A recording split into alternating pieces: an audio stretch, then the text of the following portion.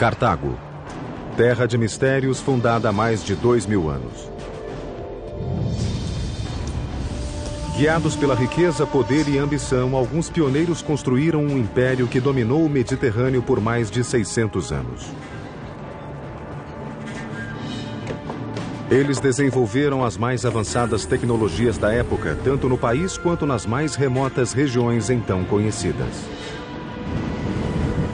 Seu coração era um grande porto que abrigava centenas de navios de guerra, a mais formidável esquadra da antiguidade. These ships are coming up fast. People see them coming. Carthage is here. Mas negras nuvens se acumulavam no horizonte. Cartago finalmente ganhara um inimigo à sua altura. Uma superpotência como o mundo ainda não vira. Roma. The Romans saw Carthage as a spear pointed at the very heart of Rome. Nessa batalha de vida ou morte, apenas um dos dois sairia vitorioso. E o outro seria reduzido a ruínas.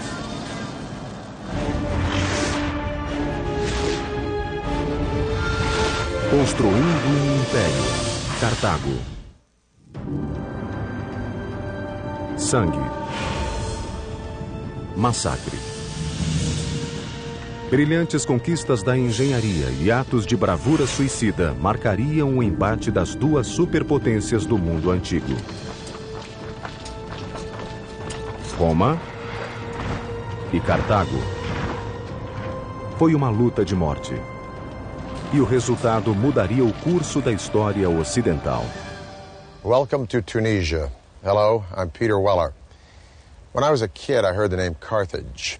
And I knew it was an ancient city. I didn't know exactly where it was. I'd heard of Hannibal and the elephants crossing the Alps and these famous wars with Rome. And I learned these wars were called Punic Wars, after the Latin word punici, which is what Rome called Carthage. But I had no idea where Carthage was. Well, it was here, in the northern tip of Tunisia, and behind me is the modern capital of Tunis, a city of about 2 million people sitting on the Mediterranean Sea. By the 4th century BC, Carthage was an absolute empire, dominating the Mediterranean with a formidable navy. But the original legend of Carthage starts in the eastern Mediterranean city of Tyre. The Phoenician city of Tyre and a beautiful woman named Dido, and the jealousy and greed and lust for power that would absolutely rip a royal family apart. Dido era a linda filha do rei Muto. O marido, um fenício ambicioso, morrera prematuramente assassinado por Pigmalião, irmão de Dido. Assustada, Dido fugiu de Tiro, atravessou o Mediterrâneo e desceu em uma terra desconhecida na ponte norte da África. Ali ela negociou com os nativos a compra das terras que pudessem ser cobertas com a pele de um boi. Inteligente e astuta, Dido cortou a pele em tiras finíssimas e com elas cercou uma grande região de terras férteis. E foi ali, sob seu governo, que Cart-Hadasht, ou Nova Cidade, seria construída. When they came to Carthage, sized up the bay, looked at the mountains, looked at the flow of the rivers, looked at a place, the Bursa, which would be a great defensible fortress site, they said, this is it. This is where we will build our city. A povoação de Dido, Cartago, logo prosperou. Segundo a lenda, a história de sua beleza, inteligência e riqueza correu o mundo até chegar a Jarbas, rei dos mouros. Part of Dido's story is this tale of the king of the Libyan natives, Jarbas, who wishes to marry her, but she refuses to do so. According to the storytellers, it's out of love for her assassinated husband, and she climbs onto a self-built funeral pyre and burns herself up. E foi aqui, de suas cinzas, que um dos maiores impérios do mundo se ergueu.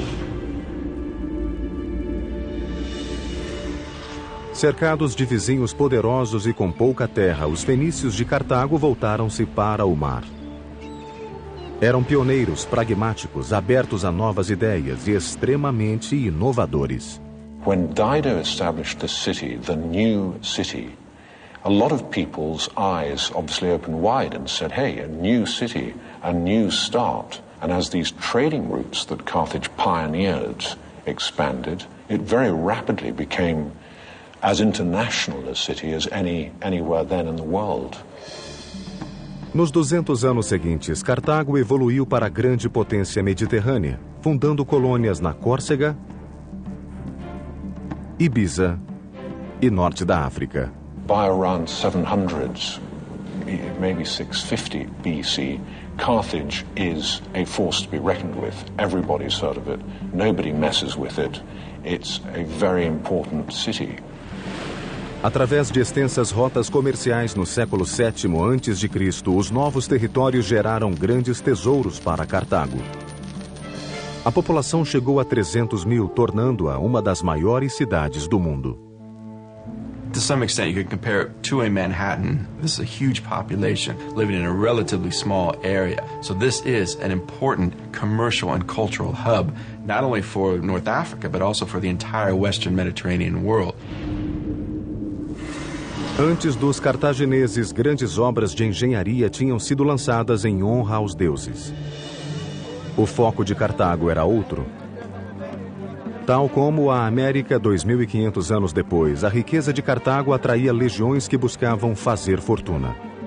Os arquitetos e engenheiros da cidade tinham de achar um modo de acolher a todos. Um desafio que desembocaria na maior explosão urbana da antiguidade. There was something very important to the Carthaginian spirit, to its psyche, about staying within the walls of Carthage. So the pressure to design buildings that would accommodate people who wanted to live within the city was very strong. Os cartagineses foram os primeiros em grande escala a fazer do céu da cidade sua propriedade privada, construindo apartamentos.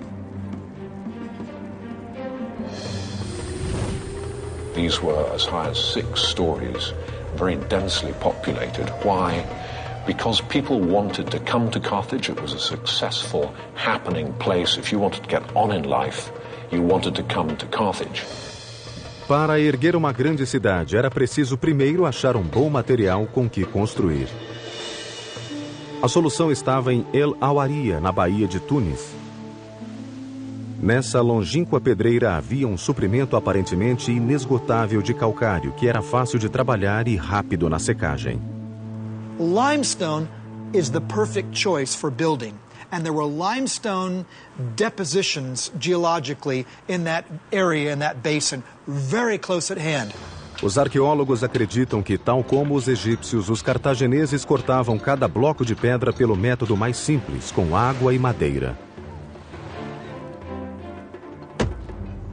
After they've chiseled a dotted line channel along the face of a rock, they take a wooden wedge, stick it in there, if it's deep enough, and then wet the wood. And what will happen naturally is the wood will expand with the water, and then it'll naturally crack the stone. A pressão crescente da madeira em expansão provocava uma fissura na pedra quase perfeitamente reta. A partir daí, eles separavam os blocos usando alavancas simples. Assim que os grandes blocos eram cortados e transportados para a cidade, os cartagineses iam superpondo lajes e pilares, para rapidamente transformar Cartago em uma capital dinâmica. It's very clear that by using stone in the first place, they weren't ready to pick up and go elsewhere. They were looking down the long term. For each metropolis to survive, it needs a constant source of running water. Carthage was no different, so the ancient city engineers turned to cisterns, like this. Each cistern was made of a double layer of eggshell, ash, and clay, made the cistern absolutely watertight. Every home enjoyed access to a cistern through a series of pipes and channels. Carthaginians had fully equipped bathrooms with tubs and sinks and even showers years before ancient Rome. We have clear evidence way before the foundation of Carthage of domestic plumbing. But it is Carthage by 600 BC or thereabouts, and certainly Carthaginian town of Kirkuane by 450 BC, that we have the first evidence of a unified system of water usage and, critically, sewage. Any fool can put in a bathroom, but the question is what to do with the waste water. And at Kerkouane you see very clearly a unified single system that has piped water to the rooms that need it, the kitchen and the bathroom, but then piping the wastewater out to a common sewage system. This was evolutionary, yes, but it is also typically Carthaginian because it's also revolutionary. No século VI a.C., Cartago florescia como importante cidade-estado, rodeada de magníficos templos, palácios cintilantes e altos edifícios. Mas se a chama de Cartago brilhava forte, a dos primos fenícios estava se apagando. A grande cidade fenícia de Tiro caiu nas mãos da Babilônia em 574 a.C. Cartago teria de prosseguir sozinha. Sem demora, os cartagineses saíram para explorar a costa do norte da África, continuando a expandir o império e conquistando mares. 520 a.C. 3.000 remos impulsionavam 60 navios através das colunas de Hércules, conhecidas hoje como Estreito de Gibraltar. O navegador Hanno, grande almirante de Cartago, explorava os limites do mundo conhecido. Preparava-se para lançar um ousado plano que poderia conduzir ao domínio total do Mediterrâneo. So every great explorer, Christopher Columbus, Vasco da Gama, who sailed off into the unknown, seems to me a very strong parallel for the original and best of them, Hanno the navigator. Hanno set sail to extend the boundaries of the Carthaginian network of colonies and exchange, not mere trading activities, but planting whole cities of new settlers to maintain control of land and access to its resources. A técnica de Cartago nos mares trouxe-lhe poder e riqueza. No século VI a.C., as ilhas da Córcega, Sardenha e Baleares achavam-se sob seu controle. A força desse poder fluía de uma maravilha da engenharia, o Porto de Cartago. This is the absolute pinnacle of Carthaginian engineering. Embora os documentos sejam escassos, os arqueólogos acreditam que o porto foi construído já na época de Hanno. Contudo, foi no auge da cidade, no século II a.C., que o porto foi reformado. Tinha tecnologia superior à de qualquer lugar do mundo e era o centro vital de Cartago. It was part of Carthage, it was the heart of Carthage, it was the lungs of Carthage, it was everything to Carthage, both naval and commercial. O porto tinha uma entrada comum de 22 metros de largura que podia ser fechado com correntes de ferro. Dentro havia duas marinas separadas, sendo a primeira para navios de carga e comércio. The mercantile harbour, the commercial harbour, was organized with conventional wharves to make as easy as possible the loading and unloading of goods. So in Carthage, readily one can imagine in, say, 400 BC, you would see all the goods there were in the then known world being bought, being brought, being sold in Carthage. O segundo, circular, foi projetado para uso militar. Uma série de 30 docas posicionadas simetricamente, mais 140 ancoradouros no perímetro do porto circular, permitiam a entrada e o tráfego confortável de 220 navios. Hoje restam as escavações a seco das docas, uma pálida lembrança do poder naval de Cartago. This is all that's left of the Kothon, or military harbor of ancient Carthage. A kothon was an interior port carved out of the land as opposed to an exterior port attached to the seaside. Now, with all these beautiful villas around here, it's kind of hard to imagine that this harbor was the launch point for the wealth and power of ancient Carthage. Now, the nerve center for this maritime hub was that circular island out there where there were 40 or 50 slots for boat dry dock. And on top of that island was a big tower where trumpeters would blare signals and heralds would deliver orders and admirals would oversee operations like observing what ships were coming in from sea, be they friend or foe, while at the same time those ships couldn't very well observe what was going on in this port. nobody has anything approaching this potency, this power, let alone this navigational and seafaring skill. So when the barriers are taken off the channel and within, they're scrambled, as they did in World War II with aeroplanes, these ships are coming out fast down this channel and out into the Mediterranean. People see them coming. Carthage is here. Por 2 séculos, Cartago dominou o Mediterrâneo. Mas um temível rival do outro lado do mar desenvolvia sua máquina militar de força mortífera e sem paralelo. Roma. Esses 2 superpoderes logo entrariam em conflito pela joia do Mediterrâneo, a Sicília. Carthage was built to trade, and Sicily was critical to that trading. Why? Because it's right bang slap in the middle of the most important shipping lane in the world. Whoever controls Sicily controls these vital trade routes. The Romans saw the enormous riches that Carthage could command, and it started to just elbow into them. And the Carthaginians nudge back and say, hang on, we were there first. Please, as it were, get your tanks off my lawn. Mas tanto Roma como Cartago usavam a Sicília. A tensão desencadearia uma série de guerras que abalariam o velho mundo. The Romans saw Carthage as a spear pointed at the very heart of Rome and at their own burgeoning trade empire. So, of course, they felt they had to eliminate it. As lutas ficariam conhecidas como Guerras Púnicas, devido à palavra latina para cartaginês. O resultado mudaria o curso da história do mundo e Cartago ganharia um dos maiores gênios militares de todos os tempos. At the beginning of the 3rd century BC, the Republic of Rome is called down into southern Italy by a Greek town to help that town against pirates. Now, it's not long after that 2 Sicilian cities get at it. One of them, Messina, originally asked Carthage for help, but then they go, nah, let's ask Rome, because they're closer, probably a better deal. Syracuse fights Messina and Rome 1 battle, quits, gives up, turns himself over to Rome, and Rome, in the span of decades, has all of southern Italy and eastern Sicily. This really POs Carthage, and thus begins the First Punic War. And the outcome of this war will not only decide who owns Sicily, but who's going to be ruler of the entire southern Mediterranean Sea.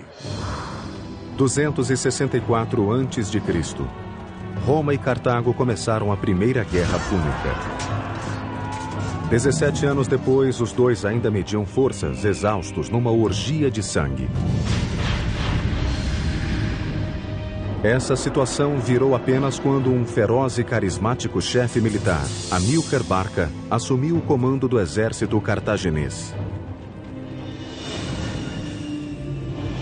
Hamilcar was the first great general of the Carthaginian Empire. He's the man with charisma. He's the man who knows how to get the job done, how to save their coals from the fire. Between 247 and 242 BC, this fiery military tactician, Hamilcar Barca, sweeps into Sicily. He's dynamic, he's powerful, and he's absolutely ruthless. But what gives Hamilcar his real confidence is that at his back he has a new sleek form of warship called the Quinquereme, quin meaning 5 banks of rowers. The Quinquereme isn't really developed by the Carthaginians, it's developed by the Greeks. But what the Carthaginians do is make this sea-going battering ram huge. In that period of the Punic Wars, wow, they were the feat of shipbuilding and engineering. Quinquereme apparently had 5 banks of oars. Now, there's been some debate exactly how that worked, but it is believed that there were 3 levels with 5 guys, 2 on the top 2 levels, each with an oar, and then 1 guy at the bottom. But whatever the case, it was a bigger, larger version of the trireme. However, even though it's a bigger version, the tactics involved in naval warfare are exactly the same. The main purpose of these ships is to ram the enemy's ship. That's what they were engineered for. Equipados com o esporão revestido de bronze, eram também muito velozes e manobráveis. These were very, very, very quick. Trying to catch a Carthaginian warship was trying to hit Muhammad Ali in his prime as a boxer. Um quinquireme padrão tinha 40 metros de comprimento, entre 3 e 4 de largura e abrigava até 420 marinheiros. Completo e equipado, um quinquireme pesava mais de 100 toneladas e no mar aberto virava uma máquina mortífera. This thing is just coming straight at you at a speed you've never dreamt of as possible. And bang! The whole of your boat shakes, your ship shakes. And you start to sink. Compare that with the trireme, where often the model was probably much more to engage with the enemy ship and have land fight at sea. The Carthaginians didn't mess about like that. They wanted to get in, they hit you once and you drown and they're gone. To hit the next one, deadly. Now, the genius of the Carthaginians was in figuring out how to mass-produce these ships. They took sort of prefabricated parts and put them all together on an assembly line. So to an enemy, no sooner would a quinquireme be sunk than another one would appear on the horizon. And this was a distinct disadvantage for the Roman Navy until they came upon a wrecked quinquireme, and they sort of reverse-engineered it. They deconstructed it, figured out how it was put together, put it back together, and made it their own. They captured a grounded Carthaginian quinquireme and made dozens of copies of these. In fact, the copies weren't as well made and were made out of green wood, and after one season they fell to pieces. But never mind, that's all the time the Romans needed to turn the tide. A frota romana e a cartaginesa agora achavam-se iguais, com o equivalente a armas de destruição em massa para decidir a soberania do Mediterrâneo. 241 a.C. As duas esquadras se encontraram nas ilhas Egade, na costa da Sicília, em uma das maiores batalhas navais da história. In the hostilities of the First Punic War, the Battle of the Agates Islands, fought off the coast of Sicily, was a turning point. Na batalha entre duas frotas brilhantemente comandadas, Cartago tinha a vantagem do número. Mas suas máquinas mortíferas achavam-se lotadas de cereais para o exército de Amílcar, acampado ali perto, na Sicília. Many ships were sunk or lost or captured. People weren't expecting that. Now, the Carthaginians try to make a break for it, but they are unable to do so because of this extra weight. That gives the Romans the victory. Foi um desastre estratégico. No fim, os romanos fizeram quase 30.000 prisioneiros. Sem condições de substituir tantas tropas, Amílcar foi forçado a se render, batendo em retirada para Cartago. Assim, o pêndulo do poder no Mediterrâneo inclinava-se perigosamente para Roma. Nessa vitória, Roma ganhou não só a Sicília, como o domínio da Córcega, da Sardenha e das ilhas entre a Sicília e a África. Para quebrar a espinha de Cartago, Roma exigiu o pagamento de uma multa astronômica. Mas Cartago não desistiu e voltou-se para a Espanha a fim de conseguir novas riquezas. The Carthaginians send Hamilcar Barca to Spain, so his goal in 237 is to conquer as much of Spain as possible. Amílcar levou 9 anos de árduas batalhas para conquistar as tribos nativas espanholas. No fim, as terras do sul do rio Ebro tornaram-se parte do Império Cartaginês. Mas por essa conquista, Amílcar pagou com a vida. Em 228 a.C., ele tombou em uma batalha contra uma tribo rebelde. Hamilcar's death in Spain was a great blow to Carthage, but it was by no means the end of Carthage. In fact, it opened the way for a whole new initiative. Legend has it that Hamilcar's 9-year-old son begged to watch his father lead Carthage into battle with Spain. And the father agreed on one condition, that the son would promise eternal hatred of Rome and commitment to that republic's defeat. And it was thus the son, named Hannibal, became the instrument of his father's revenge. And this was the first step on a path that would transform Hannibal into the most devastating foe that the Republic of Rome would ever face. 211 a.C. Espectro rondava a República de Roma. Fora de suas muralhas, com um exército pronto para atacar, achava-se o homem que os romanos temiam e odiavam acima de tudo. Aníbal, o grande general cartaginês. Brilhante, impiedoso e sofisticado, era o pior pesadelo de Roma. Como que por mágica, Aníbal havia penetrado as defesas de Roma. Mas a mágica era apenas o gênio estratégico de Aníbal e o modo como usava seu corpo de engenheiros, um dos melhores do mundo. There's no doubt in my mind that Hannibal wasn't one of the greatest generals in history. I think demonstrably he is the greatest general in history. O gênio de Aníbal nasceu do zelo religioso de destruir Roma, a ele transmitido pelo pai. Em 221 a.C., ele recebeu as ferramentas para a tarefa e aos 26 anos assumiu o comando do exército cartaginês. Hannibal was certainly Hamilcar's son. He was a crafty politician, a brilliant strategist and military man, but his real genius was in knowing when to use all of the great engineering developments that Carthage had at its disposal. Comandante de coragem de aço, Aníbal lançaria uma das mais incríveis campanhas de ataque que o mundo já vira.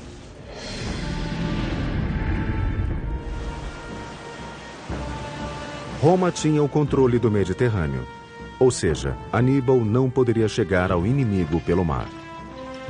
Determinado a cumprir a promessa que fizera ao pai de destruir Roma, Aníbal partiu para o impossível.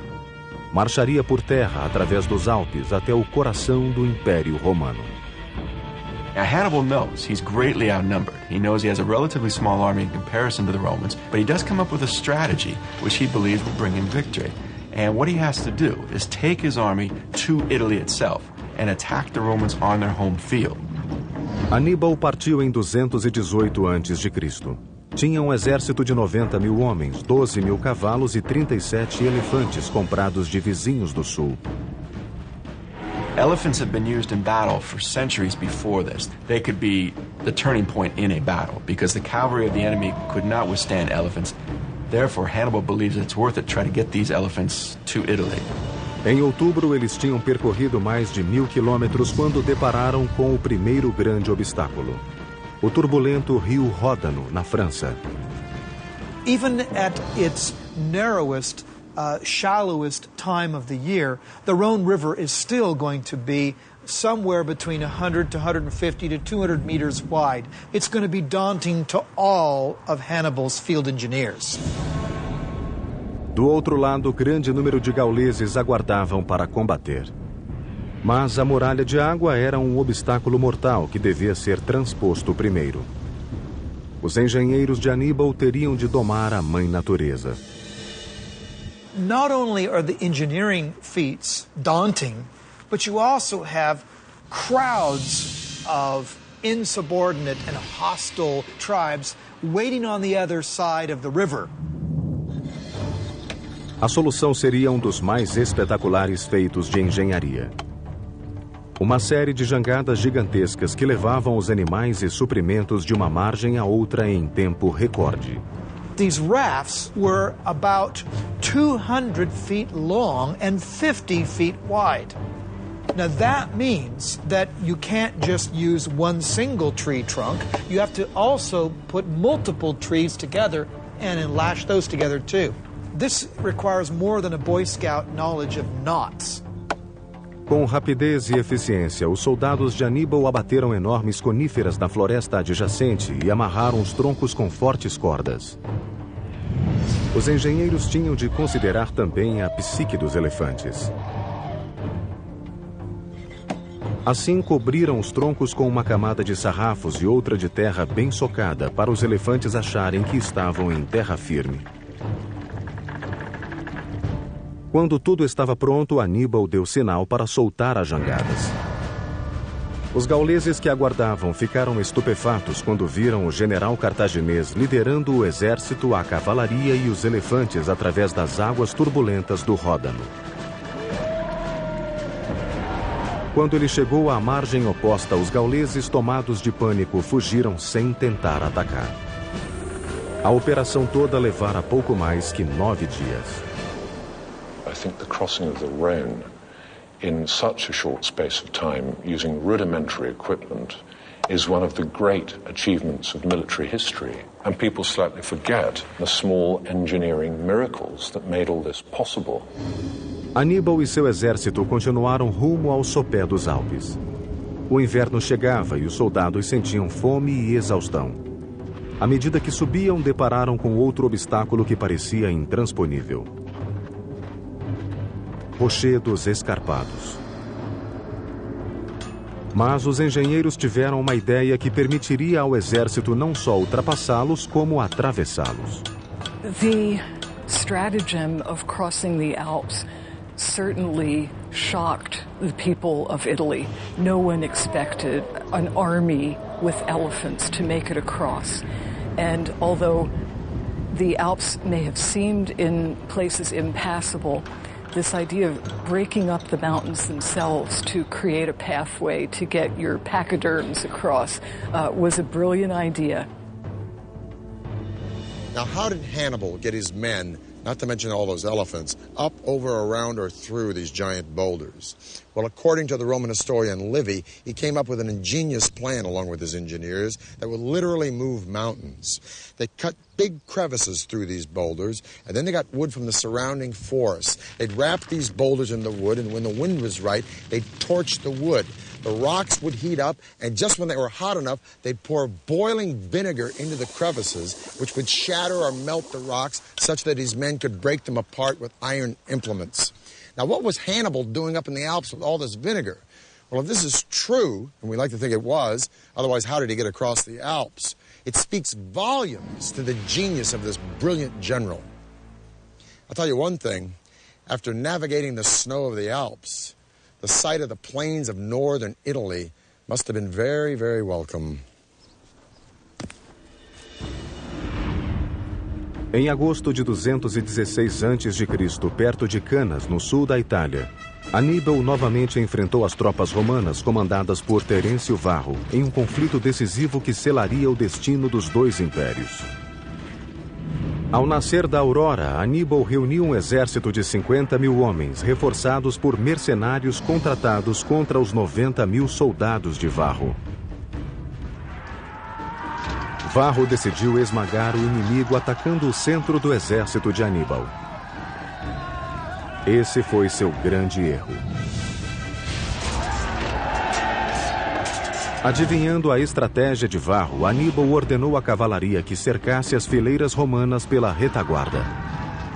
Hannibal had certainly done his homework in studying the psychology of his opponents, and he was able to trick them into his center, and then his forces could engulf them. Completamente cercados, os romanos foram derrotados ali mesmo. Apenas 3.500 romanos conseguiram fugir. 10.000 foram feitos prisioneiros e 70.000 pereceram na batalha. At the Battle of Cannae, the single greatest defeat ever inflicted on a Roman army throughout its entire history. And of course we have to go to World War I to find a scale of slaughter as big. Canas foi uma obra-prima da estratégia militar, mas Aníbal não conseguiu tirar vantagem de suas vitórias. Continuou lutando por 13 anos, montando sítio após sítio contra Roma e cidades adjacentes, mas a vitória final não chegava. Aníbal conseguia vencê-los no campo, mas não tinha armas para tomar a capital romana. Em 204 a.C., Roma tentou outra ofensiva e lançou um ataque contra Cartago.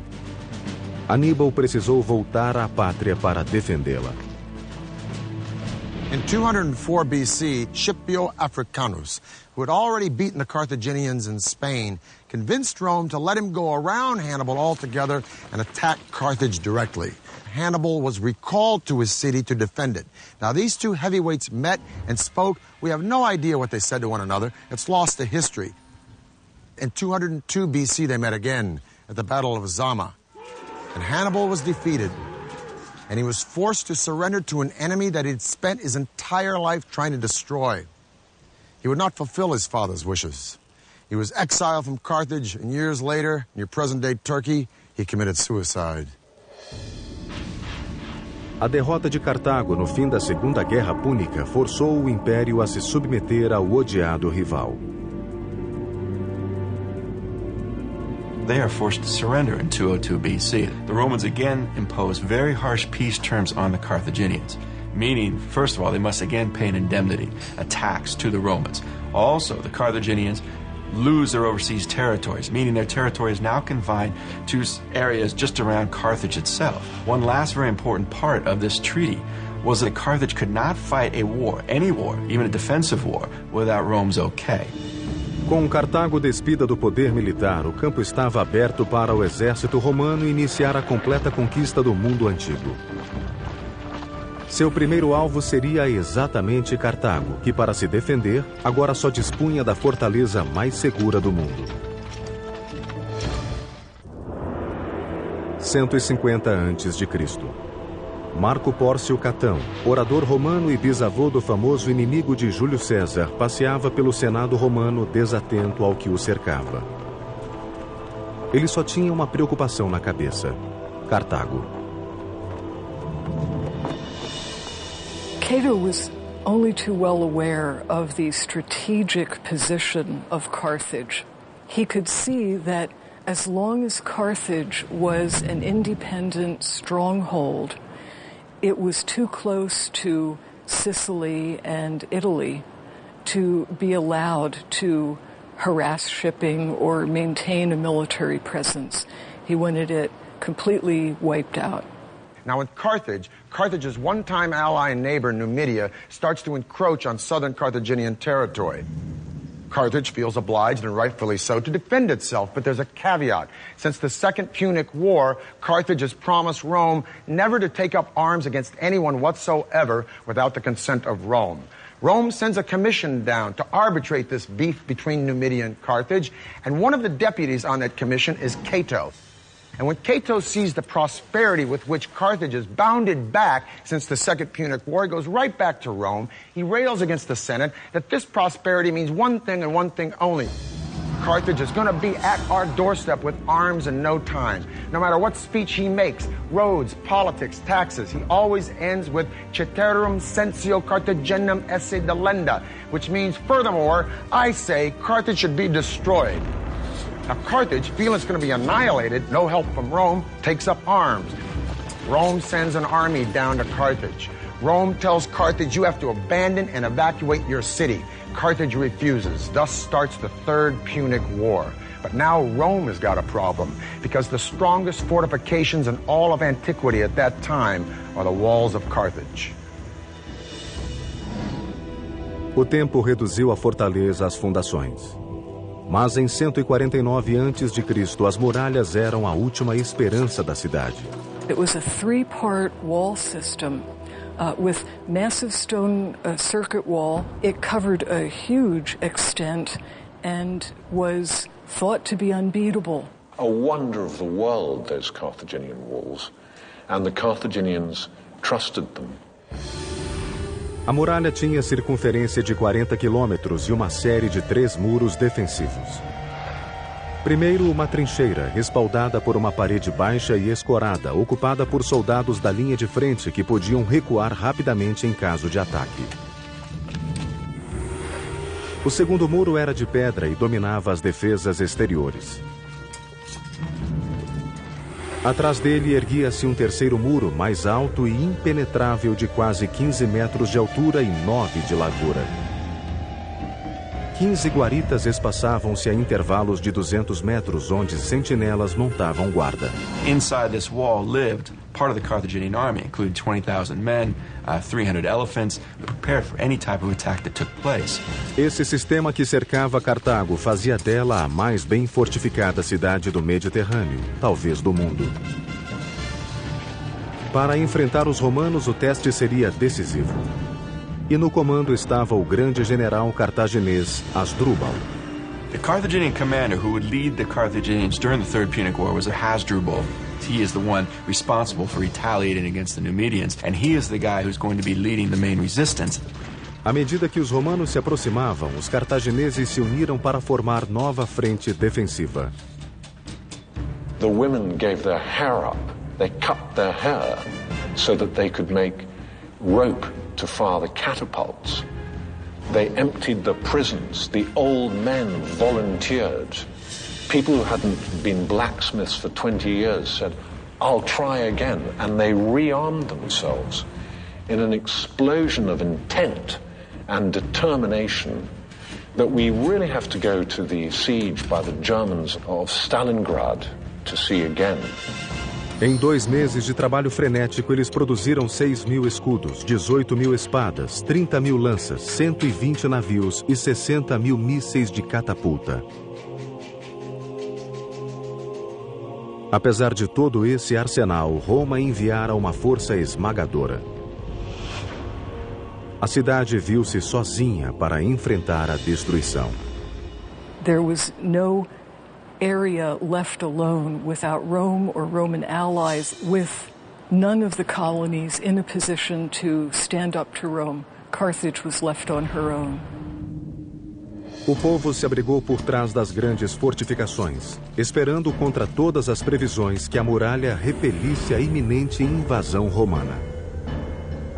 Carthage held off the Roman attack for 3 years, and even in the last days after the Romans broke through the walls, it took 7 days before they could get to the top of the citadel, of moving through town like a juggernaut. O sítio romano exauriu as forças vitais da cidade. Por fim, embora a imensa muralha jamais fosse rompida, os romanos conseguiram escalá-la do lado do mar. Intramuros, houve uma luta de morte em cada rua. Restaram poucos soldados cartagineses, mas eram tão ferozes que o comandante romano, Cipião Emiliano, preferiu arrasar a cidade incendiando-a. Milhares de cartagineses foram queimados vivos nessa fogueira. It was a firestorm. It must have been hellish for the residents, people fleeing.